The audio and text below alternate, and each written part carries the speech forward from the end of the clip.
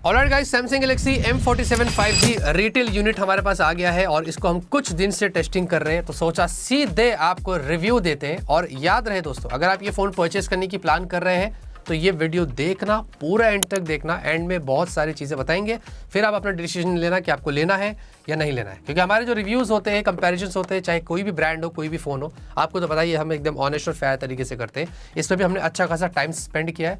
बहुत लोग कमेंट कर रहे थे यार, जितने भी वीडियोस बना रहा हूँ मैं, सबके नीचे बस एक ही कमेंट आ रहा है, M47 के बारे में बताइए, M47 के बारे में बताइए। तो भाई टाइम लगता है, फाइनली आ गया है। इसके बारे में एकदम बढ़िया चीज़ें आपको बताने वाले हैं। अब देखिए, बॉक्स तो ऐसे ही रहते हैं सैमसंग के, पतले दुबले से, कोई आपको अंदर चार्जर मिलता नहीं है, बस एक type C to type C cable दे दिया है। और हमने यहाँ पर इस वीडियो के लिए पर्पसली जानबूझ के 6GB वाला वेरिएंट मंगाया है, क्योंकि मैं देखना चाहता हूँ, क्योंकि 6GB और 8GB वाले में गैप इतना लंबा है ना, वो आगे बात करेंगे। मतलब क्या सिचुएशन आ गया है प्राइस हाइक का कि रैम और स्टोरेज की शॉर्टेज की वजह से मतलब लड़ाइयाँ हो रही है, सोचो। हाँ, और हमने ये रेड वाला कलर चूज़ किया, थोड़ा ट्रेंडी है तो अच्छा लग रहा है। एनीवेज, पहले दोस्तों मैं डिस्प्ले की बात करूंगा। आपको यहाँ पर जो डिस्प्ले है ना, वो 6.7 इंच की मिलती है और ये flat display, but bezels not impressive, क्योंकि नीचे अच्छी खासी आपको चिन्ह दिख जाती है और साइड में भी अगर आप देखोगे बॉर्डर्स आपको अच्छे खासे देखने को मिलते हैं। और अनफॉर्चुनेटली सैमसंग के जितने भी फोन्स होते हैं वो स्क्रीन प्रोटेक्टर प्री अप्लाइड देता ही नहीं है, तो इसमें भी आपको कुछ वैसे ही है। लेकिन यहाँ पर गोरिल्ला ग्लास विक्टस प्लस की आपको प्रोटेक्शन मिलती है, तो वो जो प्रोटेक्शन देता है जो हार्डवेयर लेवल पे, वो थोड़ा हाई लेवल पे देता है।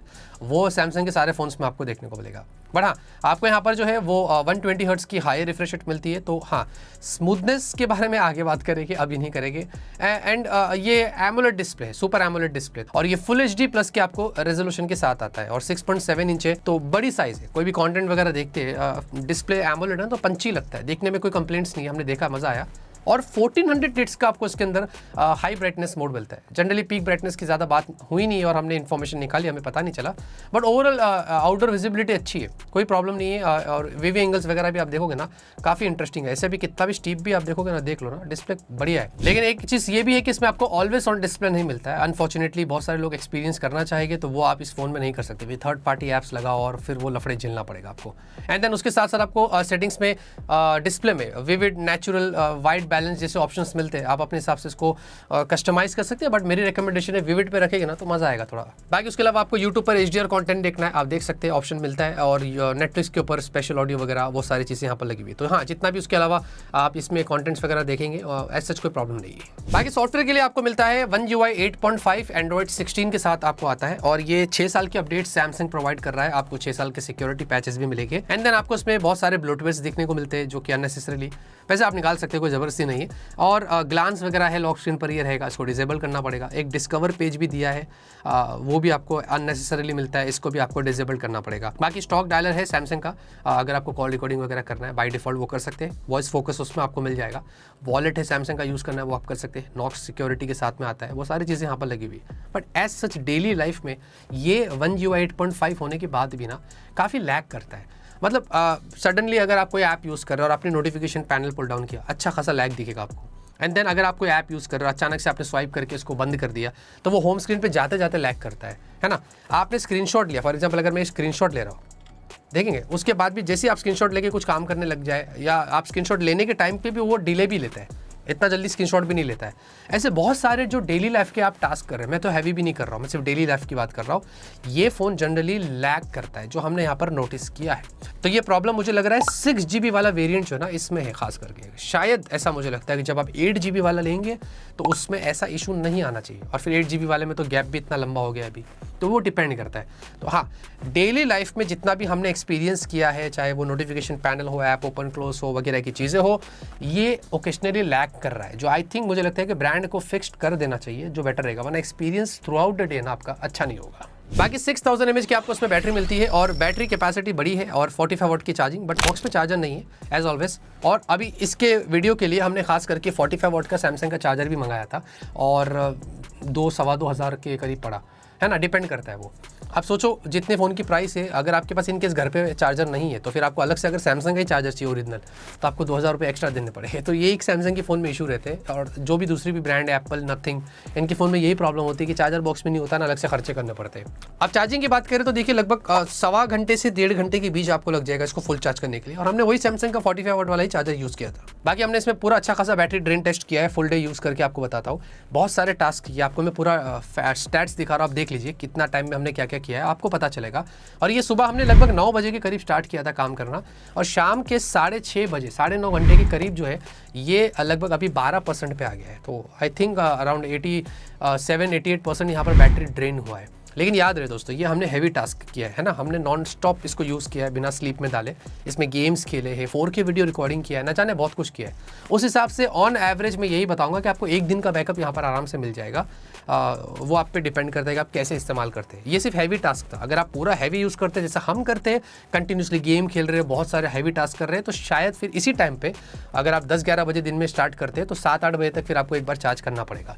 तो जनरली इतना मैंने जितना भी हमने टेस्टिंग किया एक्सपीरियंस वो आपको मैंने बता दिया। बाकी रियर में ट्रिपल कैमरा है, 50 वाला विद OIS आता है, 4K वीडियो ले सकते हैं 30 FPS पे, एंड देन आपको फिर एक 5 मेगापिक्सल का अल्ट्रावाइड मिलता है, सैमसंग करता है, बाकी 5 मेगापिक्सल का आपको अल्ट्रावाइड मिल रहा है। बट अच्छी बात है ना, क्योंकि जितने भी मार्केट में फोन्स देखेंगे आजकल अल्ट्रावाइड ही नहीं दे रहे, बट एटलीस्ट सैमसंग ने दिया है ना, तो वो अच्छी बात है। एंड देन उसके अलावा आपको 2 मेगापिक्सल का मैक्रो भी मिलता है, फिर आपको सेल्फी 12 मेगापिक्सल की, और यहाँ पर मैक्स आप फुल HD ले सकते हैं वीडियो 30 FPS पे, 4K नहीं है, और फुल HD भी 60 पे नहीं, सिर्फ आप 30 FPS पे ले सकते हैं। साथ ही साथ पोर्ट्रेट में भी ना आपको फोन में कोई जूम नहीं मिलता है अनफॉर्चुनेटली, तो यहाँ पर भी एक एक्सपीरियंस अच्छा नहीं, थोड़ा बहुत जूम ऑप्शन देना चाहिए था, पोर्ट्रेट में लोग एक्सपीरियंस करते हैं, बट वो आप यहाँ पर नहीं कर सकते। और मैक्स फोटो में जूम आपको 10x मिलता है, और वीडियो में भी लगभग आप 10x जो है वो जूम कर सकते हैं। ओवरऑल दोस्तों मैं आपको पोर्ट्रेट अगर फोटोज दिखाता हूँ, अच्छे लगे मुझे, मतलब क्लैरिटी अच्छी, नॉइस कम है, डायनामिक रेंज अच्छा है, एज डिटेक्शन अच्छा है, बस थोड़ा बहुत शिफ्टिंग है कलर में, और कभी कभी जो आप टी शर्ट अगर कलरफुल पहन रहे हैं तो कुछ फोटोज़ में अलग अलग दिख सकते हैं, तो ये कलर शिफ्ट थोड़ा मैंने देखा था। बाकी जो कलर्स है उसके अलावा फ्लावर्स, फ्रूट्स के जो एडिशनली चीज़ें आप लेते हैं अपार्ट फ्रॉम ह्यूमन, तो मुझे अच्छे लगे, मतलब बैलेंस्ड है, एकदम क्लियर है, काम अच्छा किया गया। ऑटो फोकसिंग भी अच्छा है, बट अगर आप बहुत ज़्यादा फास्ट करने लगोगे ना तो थोड़ा सा फोकसिंग में टाइम लगता है। एंड देन उसके साथ साथ वीडियो भी जो है रियर में वो मुझे अच्छा लगा है, बट थोड़ा सा ना कॉर्नर्स अगर आप देखेंगे तो ये थोड़ा अजीब हो गया, थोड़ा सा एजेस में थोड़ा इशू आता है जब आप वीडियो लेते हैं लैंडस्केप में। एंड देन वैसे स्टेबलाइजेशन के मामले में मुझे कोई कंप्लेंट नहीं है। बाकी उसके अलावा वीडियो जूम मत करना, थोड़ा नॉइजी हो जाता है, वैसे भी रिकमेंडेड नहीं, और इसमें वैसा टेलीफोटो तो आपको मिलता नहीं है। एंड देन आपको नॉर्मल भी जो फोटो लेते हैं जूम करके, वो भी मैं इतना बोलूँगा कि रिकमेंडेड नहीं है। सेल्फी वीडियो जो है दोस्तों वो आपको अच्छे मिलते हैं, स्टेबल है, और बस अगेंस्ट सनलाइट में थोड़ा सा स्ट्रगल करता है, जो कि मैं रेकमेंड भी नहीं करूँगा, क्योंकि भाई नॉर्मली जितना आप ले सकते हैं नॉर्मली उतना ही काम करिएगा। एंड देन आपको सेल्फी पोर्ट्रेट की अगर बात करें तो थोड़ा सा स्किन टोन जो है ना वो चेंज करता है, ये सिनेरियो पे डिपेंड करता है कि आप कहाँ है, किस लोकेशन में है। बाकी ओवरऑल ठीक है, इनफैक्ट अगर सनलाइट के अगेंस्ट भी हमने कुछ सेल्फीज ली थी ना तो मुझे कोई प्रॉब्लम नहीं लगा। बाकी नाइट में हमने थोड़े बहुत फोटोज लिया था, वैसे हाउएवर रेकमेंडेड नहीं है, लेकिन फिर भी आप देखेंगे थोड़े पोर्ट्रेट फोटोज रियर में आपको दिखा रहा हूँ, मतलब सॉफ्ट आते हैं, और सेल्फीज भी अगर आप देखेंगे थोड़े से कलर शिफ्ट के इशूज हमने नोटिस किया था।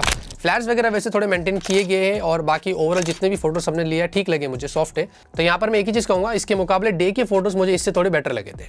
बाकी परफॉर्मेंस के लिए आपको मिलता है स्नैपड्रैगन 6 Gen 3। देखिए after a long time Samsung ने अपने M सीरीज में स्नैपड्रैगन की चिपसेट यूज़ किया है। लोग बोल रहे हैं कि एक्जीनोस की चिपसेट्स अच्छी नहीं होती है, स्नैपड्रैगन हमें चल जाएगा, बट इसमें आपको ऑलरेडी मैंने बता दिया सॉफ्टवेयर के सेक्शन में कि थोड़ा लैग वगैरह के इशूज़ है। और ये चिपसेट अगर आपको मैं एक थोड़ा सा इजीली बता दूं तो डायमेंसिटी 7300 7400 की आप इक्विवेलेंट बोल सकते हैं, थोड़ा बहुत ऊपर नीचे का फर्क है वो आप यहाँ पर देख सकते हैं। और फिर वही बात हो गई कि अब जिस प्राइस पर आपको ये फोन मिल रहा है 30-35 हज़ार की रेंज में, तो हमें इस प्राइस रेंज में भी बहुत सारे ऐसी ब्रांड्स है जो डायमेंसिटी 7300 और 7400 वाले चिपसेट वाले फोन दे रही है। अब रिसेंटली नथिंग फोन 4B भी आया, उसमें स्नैपड्रैगन 6 Gen 4 आपको मिल रहा है, वही अराउंड आपको 35,000 की रेंज में। एनीवेज अब ये जो परफॉर्मेंस है दोस्तों आपको बैलेंस मिलने वाली है एकदम। आप इसमें ये बिल्कुल मत सोचना कि मैं हाई एंड गेम्स खेलूंगा या हैवी टास्क करूंगा।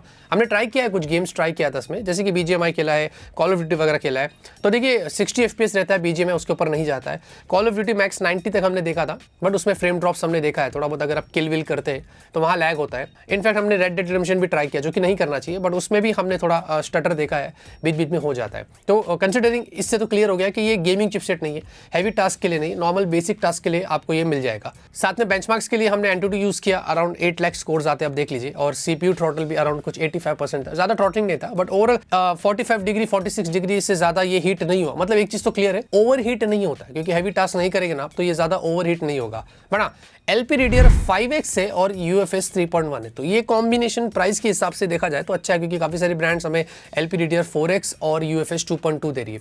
लेकिन मैं आपको बताता हूँ, अगर आप स्नैपड्रैगन 6 Gen 3 की चिपसेट देखेंगे तो ऑफिशियली क्वालकॉम की तरफ से जो है ना उसमें मैक्स LPDDR 5 ही सपोर्ट है, 5X का नहीं है। आप देखोगे क्वालकॉम की वेबसाइट पे LPDDR 5 दिखाएगा और आप सैमसंग की वेबसाइट पे जाएंगे तो LPDDR 5X दिखाता है, तो ये थोड़ा सा कंफ्यूजिंग है। अब मुझे नहीं पता सैमसंग कैसे मैनेज कर रहा है और कैसे कर पा रहा है, क्योंकि जनरली दोस्तों जो मेमोरी कंट्रोलर होता है चिपसेट के अंदर वो उसके ऊपर जाएगा ही नहीं फोन सपोर्ट लेकर, अगर वो उतना लिमिटेशन है तो। अगर फॉर एग्जाम्पल क्वालकॉम की खुद कोई अगर ऐसी चिपसेट है जिसमें 2 सपोर्ट आता है, LPDDR 5 उसके साथ LPDDR 5X, तो वो पॉसिबल है, लेकिन खाली LPDDR 5 है तो उसके ऊपर पॉसिबल नहीं है, और अगर खाली LPDDR 4X है तो उसके ऊपर भी पॉसिबल नहीं है। तो ये थोड़ा सा मुझे कंफ्यूजिंग लगा था जो मैंने यहाँ पर चेक किया। बाकी इसके अंदर हमने मेमोरी मैनेजमेंट चेक किया कि कैसी है, तो अच्छी थी, मतलब ज़्यादातर ऐप्स जो थे वो मेमोरी में रहते हैं, कुछ रिलोड हुए थे, तो उस मामले में कोई ऐसे कंप्लेंट नहीं थी। बाकी लुक एंड फील या it is different, red colour थोड़ा अलग ही लगता है ना, तो ये एक चीज़ उन्होंने अच्छा किया है। आपको एक और कलर भी मिलेगा, पैक लेकिन पॉलीकार्बोनेट है और फ्रेम्स आपको पॉलीकार्बोनेट है, और हाँ उंगलियों के निशान पड़ते हैं, फिंगरप्रिंट मैग्नेट अच्छा खासा है, ये आपको समझना है। 206 ग्राम का है, हाथ पे थोड़ा हैवी लगेगा बट थिकनेस ठीक 8.1 mm की आपको मिलती है। एंड देन आपको डुअल माइक दिया गया है, स्पीकर एवरेज है, सिंगल स्पीकर दिया है जो मुझे ठीक ठाक लगा, डुअल होता तो ज़्यादा अच्छा होता। बाकी हाइब्रिड सिम आपको मिलता है, अगर आपको अलग से माइक्रो SD कार्ड लगाना है वो आप कर सकते हैं, बट हाँ इसमें ई सिम का सपोर्ट नहीं है। USB पोर्ट भी 2 वाला है, हमने इसमें कुछ फाइल साइज ट्रांसफर किया है, उसमें कुछ मिनट्स लग जाते हैं। और एक बुरी चीज़ ये है कि इसमें एमोलेड डिस्प्ले होने के बाद भी सैमसंग ने साइड माउंटेड दिया है, more of like cost cutting, तो वो आपको यहाँ पर ऐसा एक्सपीरियंस करना पड़ेगा। और IP रेटिंग्स भी थोड़ी वीक है, आपको IP64 यहाँ पर मिल जाता है। बाकी 11 5G बैंड्स आपको यहाँ पर देखने को मिलते हैं, और इसमें एक वाईफाई का थोड़ा रेंज में इशू रहता है, मतलब हम इसमें गेम खेल रहे थे और गेम खेलते खेलते ही नेटवर्क बहुत ड्रॉप हो रहे थे, मतलब वाईफाई का सिग्नल ड्रॉप हो रहा था, तो उसमें हमें थोड़ी सी प्रॉब्लम हुई है। आई थिंक इसको फिक्स्ड किया जा सकता है। एंड अलग से वाईफाई 5 आपको मिल रहा है, ब्लूटूथ 5.1 है। अभी इतना कम क्यों है, क्योंकि चिपसेट इतना सपोर्ट देती है ना, तो इसीलिए वाईफाई 5 है, ब्लूटूथ 5.1 है, वो आपको यहाँ पर मिलता है। बाकी NFC है, अच्छी बात है, और सारे सेंसर्स आपको मिल जाते हैं। अब देखिए जाते रहते दोस्तों बात करते हैं प्राइस की और ओपिनियन की। तो अब देखिए जब हमने इसको परचेस किया था, फॉर्चुनेटली हमें ये 23,000 पर मिल गया था। सोचो जब ये लॉन्च हुआ था तो काफ़ी 25,000 के नीचे वाली बात हुई थी, और हमने भी जब अमेजोन पे ट्राई किया तो हाँ हमें 23,000 में ही मिल गया था। 6 GB वाला हमने मंगाया, जैसे कि ऑलरेडी मैंने बताया कि इसकी वजह क्या थी। बाकी अब ये जो स्मार्टफोन है, जनरली 6 GB 128 GB जो है वो 26,000 पर होना चाहिए था, लेकिन उसके ऊपर 7,000 रुपये प्राइस हाइक हुआ है, 7,000 रुपये विद इन 8 डेज। तो जो बेस वेरिएंट है वो आपको 33,000 पर मिल रहा है, और अगर आपको 8 GB वाला वर्जन चाहिए तो भाई उसमें सीधा 4,000 रुपये आपको ज़्यादा पे करना पड़ेगा, यानी कि 37,000 पर स्टार्ट होता है 8,128। इमेजिन दोस्तों प्राइस हाइक का सिचुएशन इतना बुरा है कि आज से 1 साल पहले की बात करें तो जब आपको 6 से 8 पर स्विच करना रहता था तो 1,000 का ही फासला होता था, जब 8 से 12 पर करना होता था तो 2 से 3,000 का होता था। अब इमेजिन 6 से 8 पर जाने के लिए 4,000 रुपये आपको एक्स्ट्रा देने पड़ेंगे, और अगर आपको ज़्यादा स्टोरेज चाहिए 8 to 56 तो भाई ये तो 42,000 पर चला जाता है। अब इस प्राइस रेंज पर पहले तो हम अगर नॉन सैमसंग फोन्स की बात करें तो आपको काफ़ी सारे फोन्स मिल रहे हैं, आपको रियलमी के फ़ोन से, पोको है, रेडमी है, बढ़िया ऑप्शन है जो आप मार्केट में देख सकते हैं इसके ऑल्टरनेटिवली, जिनमें इसमें बेटर भी चिपसेट दी गई है, इससे बेटर आपको चीज़ें मिल जाती है। लेकिन मेरे हिसाब से अगर आप सैमसंग का फ़ोन ढूंढ रहे हैं, आप सोच रहे थे यार अभी क्या करूँ मैं, मेरे पास तो कोई ऑप्शन नहीं है क्योंकि ये थोड़ा एक्सपेंसिव हो गया है, तो मैं आपको एक अच्छी ऑप्शन देता हूँ, सैमसंग गैलेक्सी M56। ये आपको 25,000 के नीचे मिल जाएगा। At the time of shoot हमने जब देखा था तो 23,000-24,000 पर मिल रहा था। अब मैं जेन्युइनली बता रहा हूँ दोस्तों, ये फ़ोन अच्छा है। एक्जिनोस को देखकर लोग पीछे हट जाते हैं, लेकिन इससे तो बेटर चिपसेट आपको मिल रही है, और वो इतना ज़्यादा लैग नहीं करेगा जितना ये करता है, क्योंकि इसमें 6 GB है, वो आपको बाय डिफॉल्ट ही 8 GB से स्टार्ट होता है, वो भी 25,000 के नीचे है, which is a good option. तो आपको वहाँ पर परफॉर्मेंस इससे थोड़ी बेटर मिल जाएगी, बट एक्जिनोस में थोड़े थ्रॉटलिंग के इशूज़ रहते हैं। बाकी उसमें आपको 8 GB की रैम है, उसमें अंडर डिस्प्ले फिंगरप्रिंट सेंसर भी दिया है, उसका बैक भी आपको ग्लास मिलता है, तो बहुत सारी ऐसी चीज़ें, उसमें सेल्फी में आपको 4K भी दिया गया है, तो इससे काफ़ी सारी चीज़ें आपको उसमें अच्छी देखने को मिलती है, जो आई थिंक अगर आप सैमसंग का ही फ़ोन ढूंढ रहे हैं तो 25,000 की बजट में फिलहाल के लिए मार्केट में वो एक फ़ोन है जिसको आप देख सकते हैं, क्योंकि 20-25,000 की रेंज का मार्केट अब पूरा खत्म हो चुका है। उसके अलावा फिर वीवो का T5X है, and there are few options जो आप उस प्राइस में कंसीडर कर सकते हैं। तो ओवरऑल दोस्तों मुझे जो इस फोन के बारे में क्लियरली बताना था मैंने बता दिया। 25,000 के नीचे रहता तो बढ़िया रहता था ना, मजा आ जाती थी, कुछ अच्छा काम किया था सैमसंग ने, बट अभी थोड़ा ज़्यादा हाइक हो गया और सारी ब्रांड्स के हाइक हो रहे हैं। इनफैक्ट वन प्लस के, रियलमी के, वीवो के, आप देखोगे अभी फोन्स जब लॉन्च हुए तो अभी कंपेयर कर लो 5 से 10,000 रुपये हाइक हो गए। Now this is super crazy. तो ये दोस्तों मेरा फुल एंड फाइनल ओपिनियन था सैमसंग गैलेक्सी M47 के ऊपर।